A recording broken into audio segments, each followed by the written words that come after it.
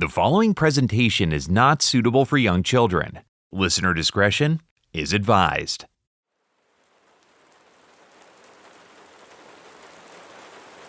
On November 8, 2016, Brad Carter, or Redbox Chili Pepper as he was known online, or RBCP for short, woke up early.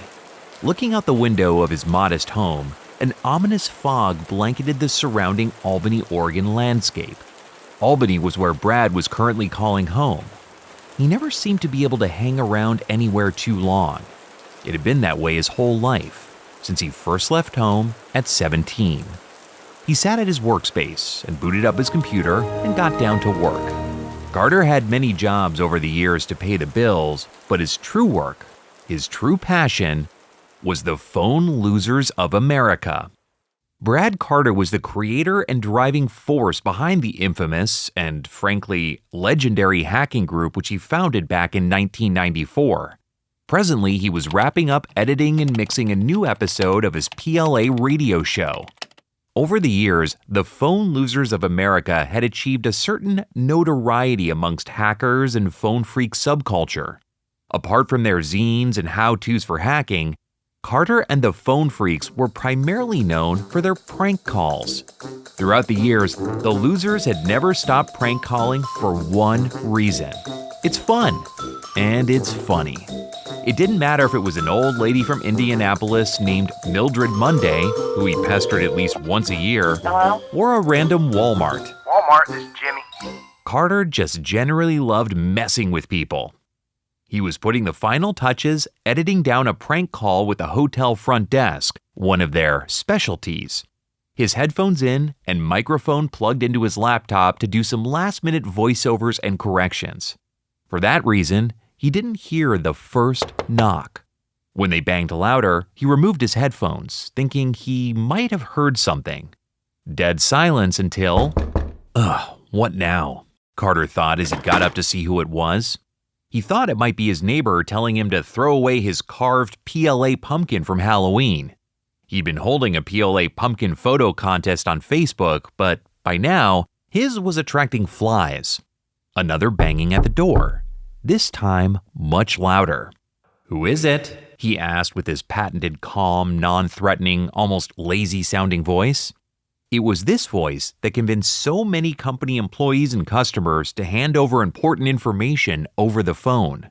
The reason being, Brad sounded so much like a day laborer who didn't really care about the information for which he was asking. Time and time again, he could get video store clerks and Domino's Pizza employees to blindly offer up their customers' addresses and even credit card information. "Mr. Bradley Carter?" Yeah? "FBI, we have a warrant to search these premises."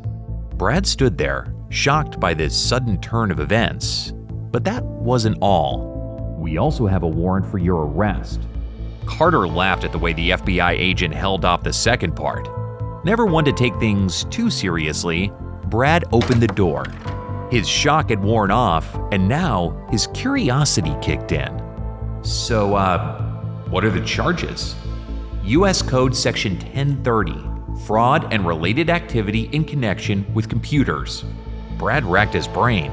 That could be a lot of things he's done. He tried to focus on more recent activity.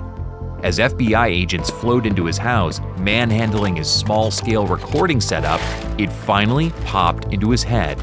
Oh shit, it must have been the Safeway thing. On this episode, Redboxing, Cacti, and lots of prank calls. I'm Keith Corneluk, and you're listening to Modem Mischief. You're listening to Modem Mischief.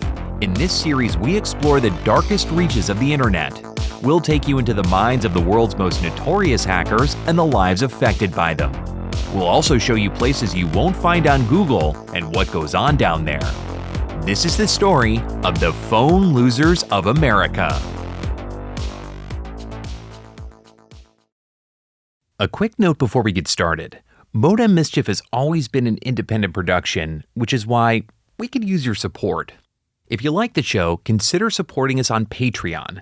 For as little as $5 a month, You'll receive an ad-free version of the show, plus special bonus episodes only for patrons.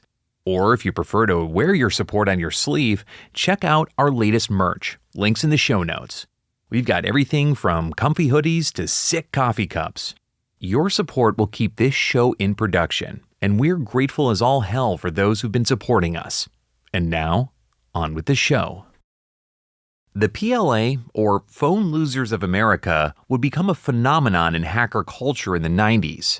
Their zine and prank calls circulated throughout BBSs, or bulletin board systems, spreading important how-to knowledge about ways to stick it to corporate America. But besides being an early source of phone freaking for the online masses, Brad and his cohorts also provided a fun, anarchic aesthetic that appealed to the hackers and Gen Xers of the time. Their fame and notoriety would grow throughout the 90s and early 2000s by inserting themselves in high-profile controversies like the John Benet Ramsey case and creating year-spanning prank calls to certain individuals who could be counted on to react in such ridiculous ways that the results would instantly go viral before the term even existed. Carter would be featured on CNBC multiple times for his repeated hacking of Walmart intercoms. They would hold and be featured at multiple hacker conventions, having become early internet rock stars. The Phone Losers of America were an early pioneer of internet trolls and pranksters, taking every opportunity to spoof and pawn anyone they could, including their fans. You never could trust what the PLA would post. Were they sharing a hack to intercept fast food drive-thru walkies, or did they just prank you into taking your toaster apart for no reason? Over the years, there would be countless speculations and interpretations as to the actions of the PLA. Academics would say they were corporate terrorists, attacking the modern Goliaths of our day, while authority figures, conservatives, and news pundits would label them as criminal miscreants, a sign of society's rapid decay. To this day, though, Brad Carter is self-effacing about his intent. For nearly 30 years, his answer has always remained the same. It's fun. It all started in rural Illinois. A 17-year-old Brad Carter was sitting on a hill in the middle of the night overlooking the back parking lot of the Illinois Bell Phone Company. In his hand is a Radio Shack walkie-talkie. "Hey, are you done yet, man? I've been sitting here for almost an hour," he whispers, staring at the dumpster in the parking lot below. Just then, a figure's head pops out of the dumpster and speaks into their own walkie. Brad's suddenly crackles to life. On the other end, he can hear his best friend Doug's voice. 5 minutes, tops. I found something here that you'll like. Keep a lookout when I get out. Gotcha. Brad and Doug had been partners in crime for a few years now. He can still remember the first time one of his friends suggested they call numbers of local payphones. The young Carter didn't even know you could do that. It seemed to open up mental doors that led him down a lifelong fascination with messing with people over the phone. As his parents noticed, he became obsessed with payphones. Whenever they were out of town on vacation, little Brad would make them stop at every payphone they came to so that he could write down the numbers as potential later victims. From there, they moved into prank calling. For Christmas, Brad received a TRS-80 and learned how to hardwire its speech card into his phone. He could then call payphones and have the computer talk to them. It wasn't long before moving on to phone freaking, allowing him to make free phone calls to anywhere around the globe. The world was Brad's prank oyster. Then there was what they were currently up to, dumpster diving the phone company for passwords and phone numbers to modems. With these, he and Doug could log in and gain access to Illinois Bell's computers. They could also use the employee ID numbers and info in order to impersonate them, and using social engineering, get important information that way as well. That was Brad's specialty. He learned early just how easy it was to manipulate someone on the other end of a phone.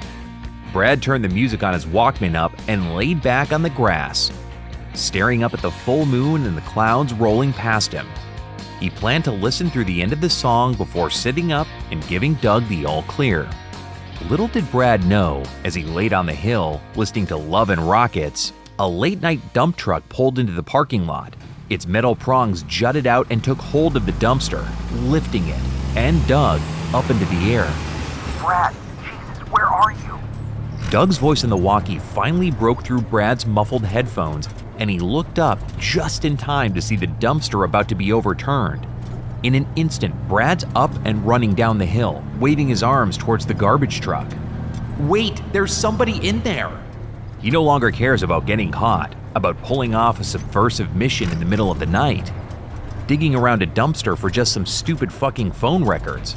All he cares about is stopping the truck before Doug gets crushed. But no matter how much he weighs or how loud he yells, he can't crack the driver's attention, which is focused entirely on one concept: get done with this shift. That meant emptying this dumpster into his truck. So he did. All Brad saw was a glob of papers and trash fall from the dumpster into the compressor. Somewhere in there was Doug. As the truck is dropping the dumpster back down to the ground, it revs up to leave. Brad tries the walkie again. Doug, can you hear me? Are you okay?" Nothing but static on the other end. Brad stood in the Bell, Illinois parking lot at 3 a.m., completely alone, not knowing what to do next.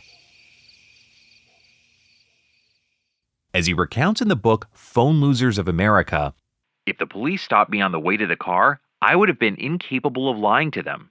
I'd confess everything. I'd just tell them that we'd been stealing the phone company's trash and watch my best friend get crushed to death, and I did nothing to prevent it." But the police did not stop him. Instead, Brad got in his car and headed for his house in nearby Alton, Illinois. Driving home, his mind raced. Should he just go home to bed and then to school the next day like nothing happened? What would happen when they found the body? Eventually, someone would come around to talk to Brad. It was no secret that the two were best friends. Instead, Brad had another idea. He wanted to travel and see the world outside of his small-town Illinois life for a long time. He'd been planning on moving to Galveston with his high school girlfriend after graduation, up until she broke up with him a few months ago. By the time Brad arrived home, he'd made up his mind. He would use this tragic incident as a spur to push him off into the world. As he was quietly packing for life on the road, he came upon his scrapbook. He and Doug's pranks and hacking over the years had caused so much havoc that it inspired news articles. Headlines such as, "Local resident hit with $50,000 phone bill," "Payphone stuffing scammers at large," and Brad's personal favorite, "Vandals opening phone boxes, ringing up, big charges." He grabbed the scrapbook, knowing that Doug had a similar one, and that if the police found them, they would be tied to these crimes in no time. Before departing, Brad left a note for his parents saying, "Moving down south, be in touch soon." He figured if he didn't say "I," they might figure he and Doug left together. With that, Brad hopped into 79 Dodge Colt and headed out for a new life. Driving south, Carter slept in his car in rest stops along the way, finally making it to the small island community of Galveston, Texas. He spent the day driving around the city, getting a lay of the land and figuring out where he was going to sleep that night. Brad had always been interested in trying out homelessness, and when better than when you're wanted by the authorities? At first he was nervous parking in the Kroger parking lot for the night, but was soon at ease by all the other cars and trailers parked there too. The next stop was getting a job. While he was happy to be homeless, he didn't want to be broke. What I really wanted was a cash register job in one of the Circle K convenience stores that were spread all over the island. I'd seen the amount of work these clerks got away with not doing, and I knew that their jobs paid quite a bit more than a restaurant job. I wanted a piece of that. But while he had interviews at numerous locations, he couldn't seem to land a job. That's when he decided to take matters into his own hands and create an opening for himself. First, he decided on what location he would like to work at. Naturally, he decided the beachfront location. Next, Brad got down to the surveillance part of his plan. He started amassing a list of all the employees that worked at the location, the cars they drove, home addresses, and phone numbers. Brad singled out Joe as the most likely employee to get fired.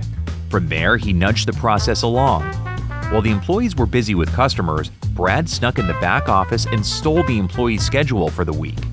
Seeing when Joe was set to work next, Brad called him at home, pretending to be his manager. "Joe, this is Sonny. It looks like there was a mistake in scheduling and you don't have to come in today. You have to be here tomorrow instead." Brad then went to the Circle K to see if his ruse had worked. 4 o'clock came and went, and no Joe. As he perused the aisles, he could see the manager angrily complaining about Joe being a no-show.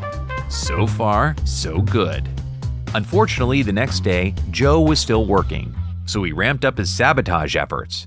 In order to find out where Joe lived, he called Domino's Pizza and asked what address they had for Joe's phone number. With this information, he drove to Joe's house and stuck a few nails behind the tires of his car before his next scheduled shift. Driving along the route Joe would take to work, Brad could see the man cursing on the side of the road next to a flat tire. That was the end of Joe's career at Circle K. Unfortunately, Brad only found this out by seeing that they had hired someone else in his place. So Brad set his sights on the next most likely employees to leave, Tia and Keith, not me. Tia was easily stressed out, so Brad began an all-out campaign to stress her out. He would enter the store when there was a rush and quietly created messes, cutting flits in milk jugs, overflowing the coffee machines, and generally spraying sticky, sugary Pepsi all over the store. He would overturn the condiments at the hot dog station. When that wasn't enough, he decided the work environment was just too comfortable. He climbed up onto the roof one night and sabotaged the air conditioning unit for the store. The next day, it was sweltering. Using his know-how, he then disabled the ATMs and phones so they would be unable to call for repairs without leaving the store. Carter also managed to sneak into the manager's office and whittle down all the resumes on file to just his and about 10 other less qualified applicants, increasing his chances. Meanwhile, Brad repeatedly prank-called Keith, recording his short-tempered rants against the pranker. Editing these profanity-strewn replies into one supercut, he then called the Circle K supervisor and manager, making it seem as if Keith were cursing them both out. Soon after this, he stopped seeing both Tia and Keith, and a help wanted sign appeared in the window. The next day, he had the job. Previous to this, Brad had mainly used his hacking and social engineering skills for laughs. This was the first time he saw firsthand that there could be real-world effects from his mischief. He liked how it felt. After a few days of training and then working part-time in the evenings on my own, I quit. The job sucked, and I didn't like it at all. Over the next few years, Brad moves around the country, picking up menial jobs and rarely ever having a place of residence. Being homeless gave me complete freedom, no responsibilities. I never had to be anywhere, and I didn't have to answer to anyone. He discovered little hacks such as using campsites as a way to get a shower and to shave, and use computers in the rec rooms.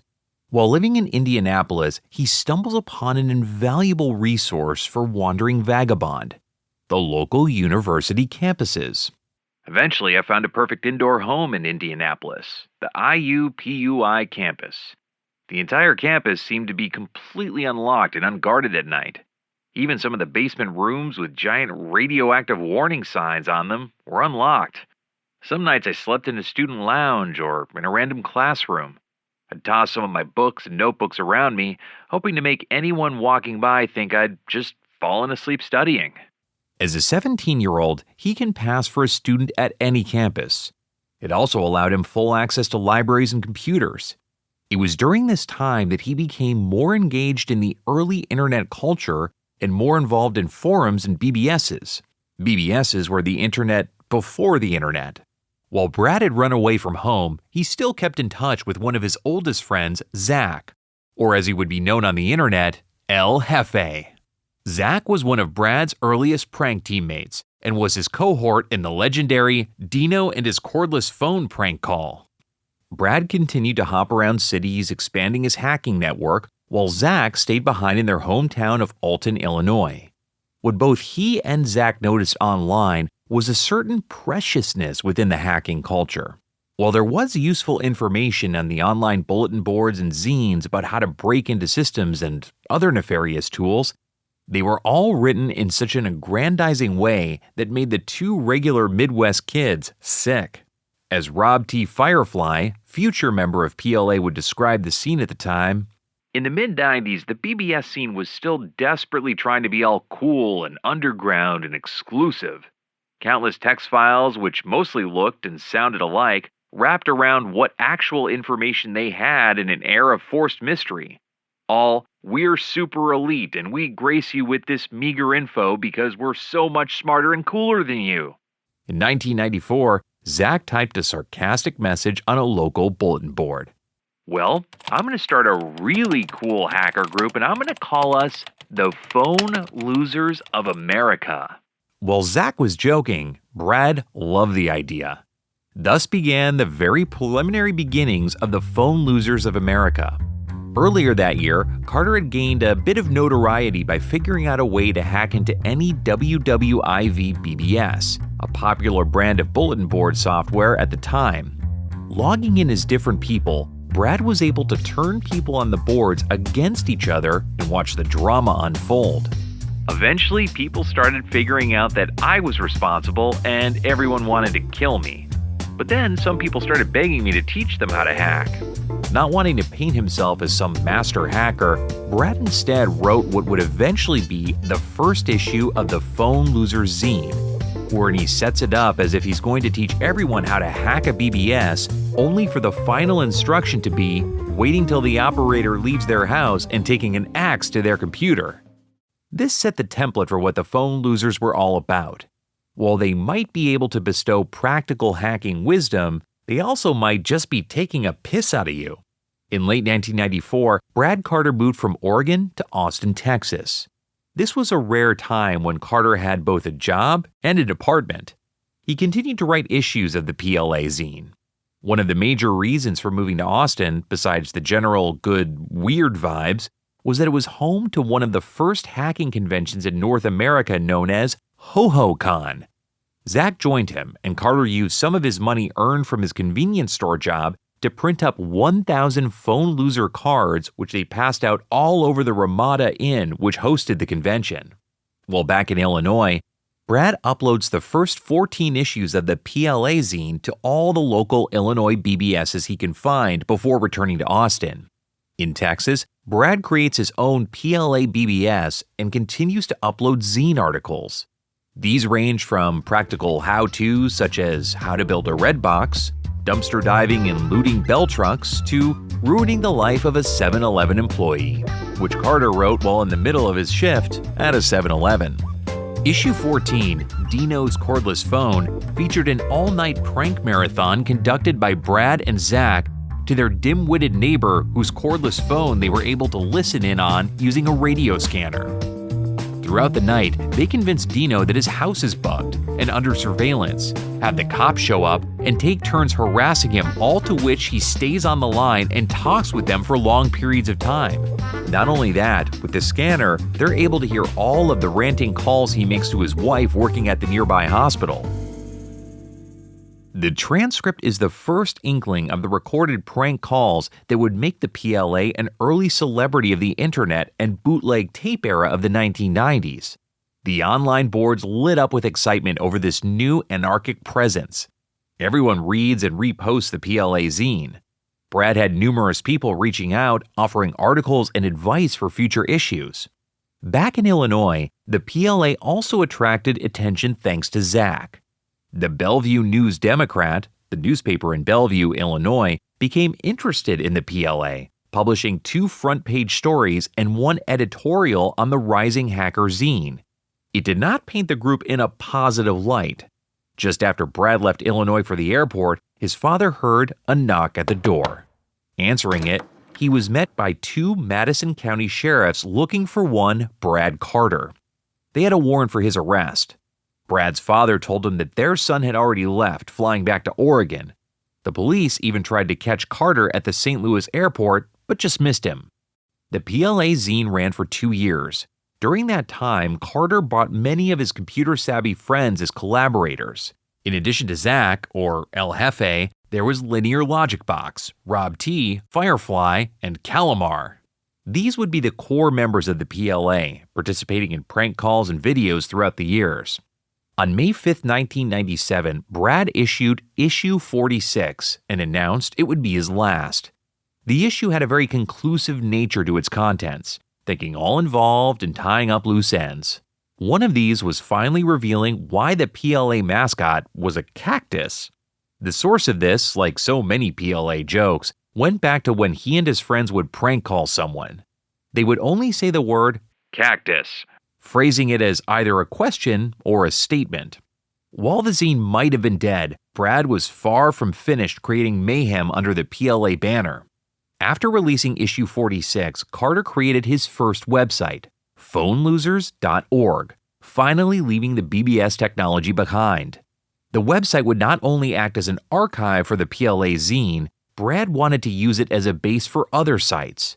He began enlisting hackers from across the internet to create their own regional PLA sites.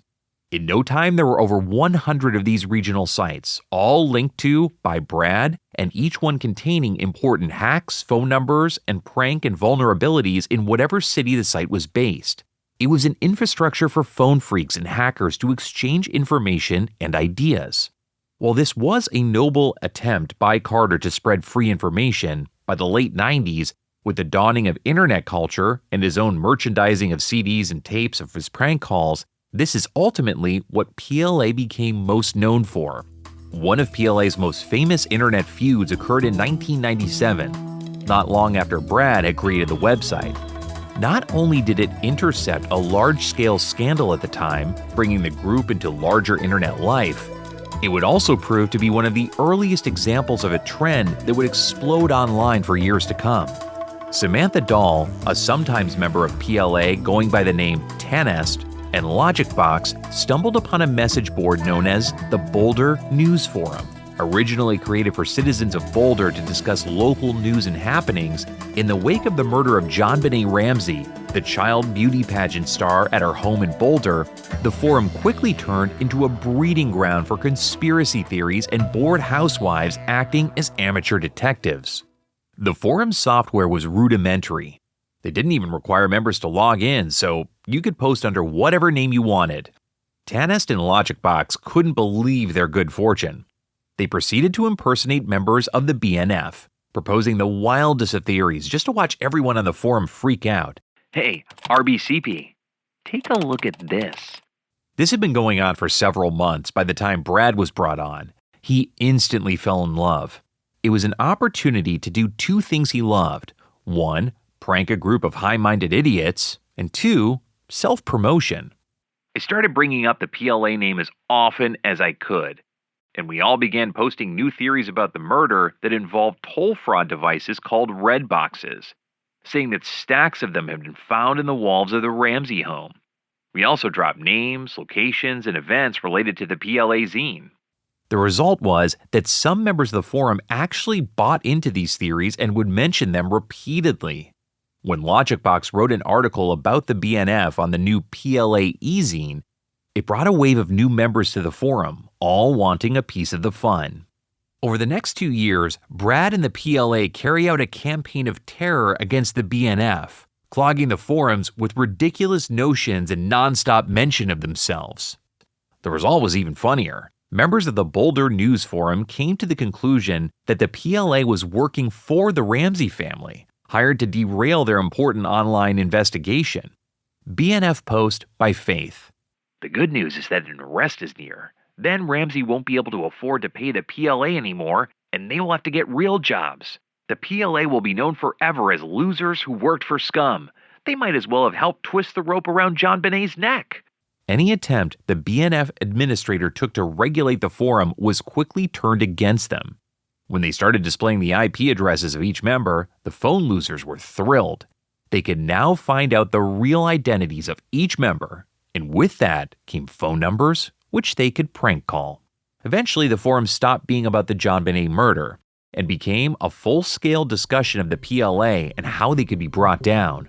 So naturally, the PLA assisted in this, drowning the forum in false information about themselves.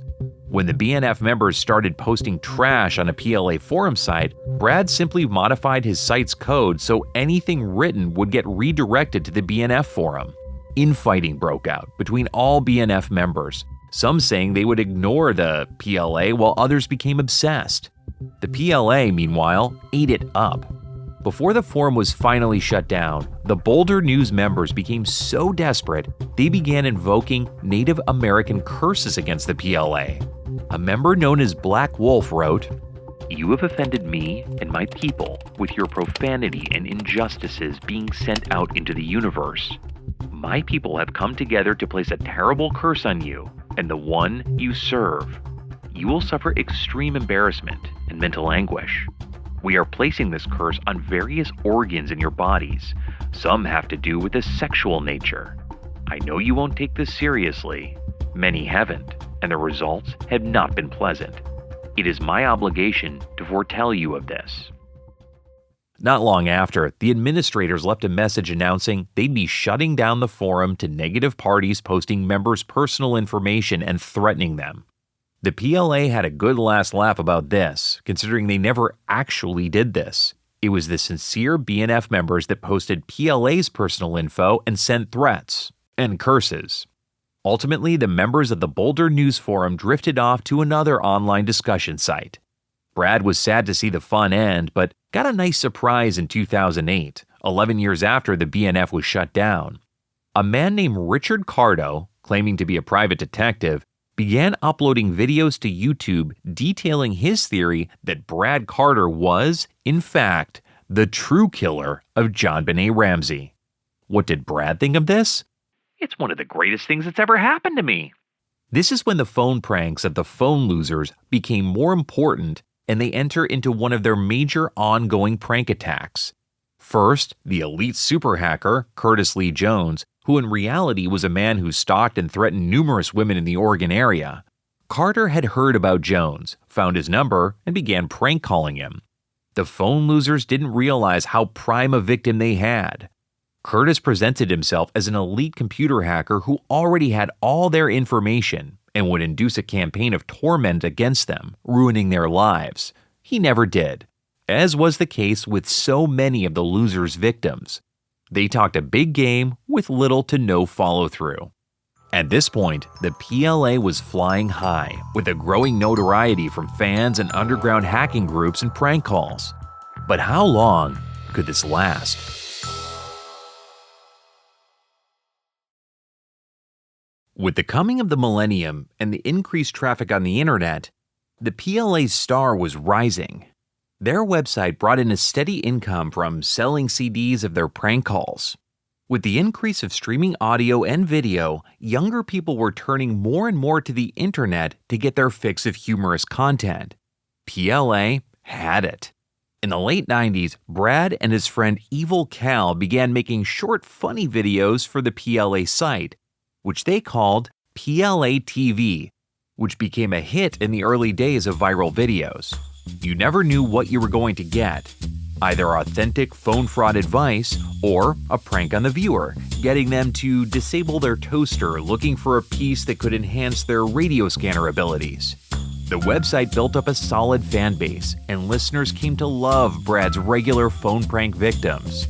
There was Mildred Monday, an elderly woman from Indianapolis who would constantly exclaim, "My name is Mildred Monday!" Then there was Curtis, the super hacker, a man who claimed to be one of the elite world hackers and would threaten Brad with extraordinary measures of cyber revenge while also making rather crude insults. This was in addition to all the random places of business they would harass, including hotels, McDonald's, and morning DJs. In the summer of 2004, PLA hosted a 10-year anniversary panel at the Hackers on Planet Earth convention in New York City, where PLA members Rob T. Firefly, Murdoch, Big E, Judas Iscariot, and Eyeball presented key exploits of the group to an audience of a couple hundred in attendance. They would host another panel at the 2008 Hope Convention as well. On December 22, 2005, Carter was featured on a CNBC's On the Money segment on corporate terrorism, in which they feature Brad and other phone losers taking over the customer service lines and overhead intercom of a giant chain supermarket. I'd say more or less it was pretty much all for fun. I don't have anything personal against Walmart. I don't like them too much, but we did it all for fun. In 2006, PLA Radio was launched, wading into the podcast world and featuring weekly phone pranks, skits, and tutorials on underground DIY topics. And in 2009, Carter was given 2 hours airtime on a New York radio station for which he created The Phone Show, wherein he and Logic would take calls and discuss PLA topics. Despite all the mainstream attention, Brad and PLA were always an element that existed on the fringe and the outskirts of the law. Carter began engaging in credit card fraud in his late teens, and early on figured out a scheme to fly for free. Brad had compiled a long list of stolen credit card numbers from various sources, including friends, dumpster diving, and even from places he worked. In the 90s, it was easy to book a flight through a travel agency, then go in and pick up the tickets without even having to show ID. Pre-9/11, you didn't even need to show an ID to get through security. Carter was finally caught when repeated credit cards he was trying to use had been canceled, and when he went into the travel agency, the police were waiting for him. As Carter recounts, they detained him for a few days, and then they let him go, deciding he wasn't worth the price of prosecution. From there, Brad elevated his fraud game, using social engineering to get numbers. He would call a place of business, pretending to be the credit card company, and get the employee to read off credit card information. With his illegally purchased laptop and a program called Seamaster 3, which used an algorithm that generated valid credit card numbers, he would order tons of items over the phone, mostly tech, sometimes selling them for cash or just holding on to them. Ultimately, Brad got caught making illegal calls on his cell phone, only having to pay a small fine. He says in his book that nearly all of these tactics are outdated and does not recommend doing them. Ironically, the most trouble Brad ever got into with the law had nothing to do with his credit card fraud, but with his career as a prank caller. In 2016, a Redditor started providing Carter with employee logins for the national grocery store Safeway. Unlike his earlier credit card fraud, Carter merely used this information for his prank call YouTube page. With access to the customer satisfaction surveys, Carter could pose as a store manager and call the customer and make stuff up about the customer's complaint, according to investigators. He called customers from Massachusetts to Texas, California, Oregon, and Washington. When a customer complained about a store's remodel and the moving of a Starbucks kiosk to the back of the store, Carter suggested the customer could stand to lose a few extra pounds with the extra walk. In another call, Carter spoke to a customer who'd complained that the meals advertised are never available for sale in the store. Carter assured the customers that the meals are in the back, but only for really good customers. Safeway ultimately had to shut down 2,300 customer service lines in the wake of the breach. Because he stole from multiple states, unbeknownst to Carter, he'd committed a federal offense. So on November 8, 2016, he was arrested. Standing in open court, Brad pled guilty to all the charges. "I'm sorry I wasted the court's resources on something like this. I realize what I did was wrong." U.S. District Judge Marco A. Hernandez gave Carter, sandwiched between his two lawyers, a stern, sidelong glance, staring down at him with obvious contempt. "Mr. Carter, do you know who is in federal prison? What happens to people like you in federal prison?" Carter nodded. "You think you know what's in there, but you don't." All Brad could say was, "I made a mistake." The fear you're feeling at this moment, with your heart beating rapidly, wondering if you'll get a federal prison sentence, that's how your victims felt. You put that out there for the rest of the world to see and enjoy and laugh at. What do you think about putting things out there that humiliate people? I shouldn't have done that. I'm very sorry. If I was still serving as a state judge and you came before me with this type of offense, I wouldn't hesitate to order you to serve up to 90 days in a community jail.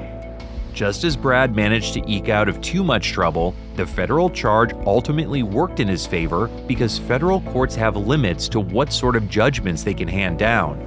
Ultimately, Carter received house arrest and 5 years probation, 250 hours of community service, and a $20,000 fine. In an interview on the Right Where You Are Sitting Now podcast, Carter had this to say to all of his critics. "We never said we were good people."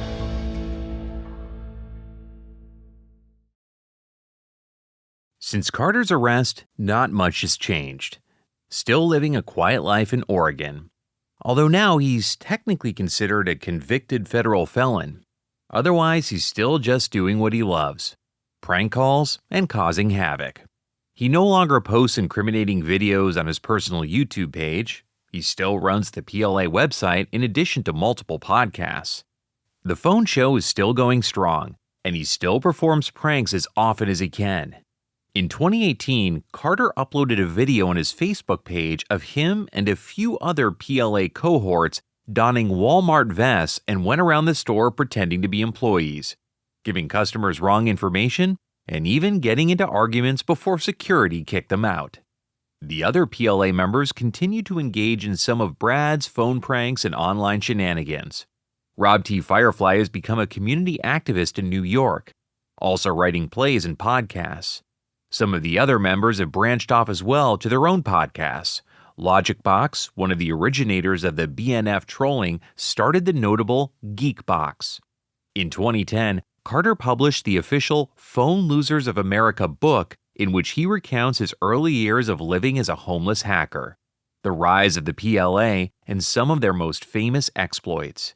This is where he divulged his most harrowing story of seeing his friend Doug horribly crushed to death in a garbage truck.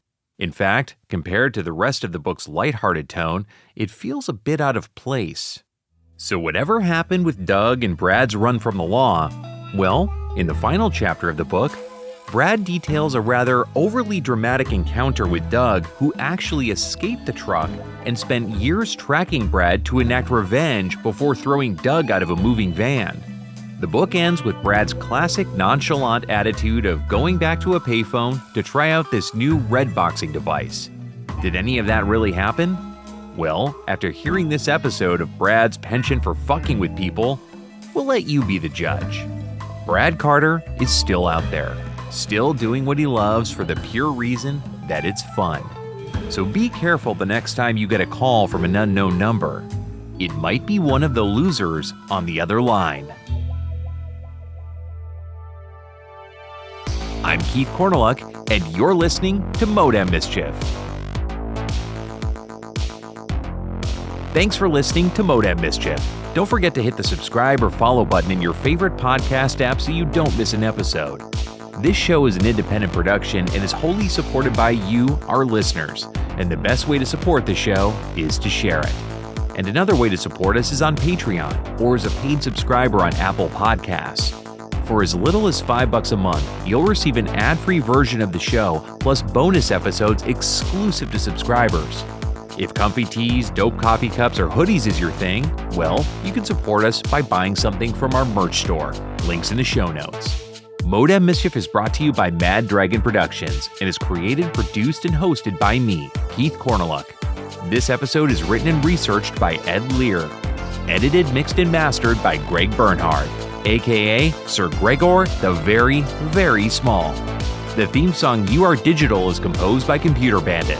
Sources for this episode are available on our website at modemmischief.com. And don't forget to follow us on social media @Modem Mischief. And thanks for listening.